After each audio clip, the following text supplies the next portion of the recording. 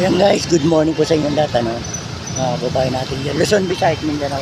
Sa mga kababayan natin OFW, good morning po sa inyong lahat. OFW immigrant, good morning. So, nandito tayo sa kahabaan ng Divisoria na si Recto. At may nangangalakal na si Kuya. Pinamimili, pinipili niya yung mga plastic at yung mga mapapakinabangan pa.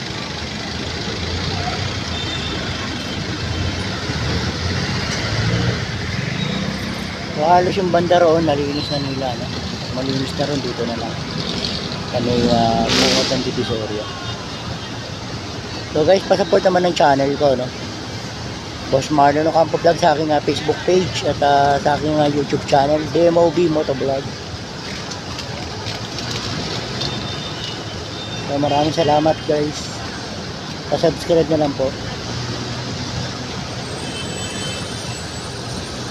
Short video lang to guys para sa update, sa araw-araw ng paglilinis dito ng mga taga City Hall at mga DPS at ng Lionel, paghahakot ng basura.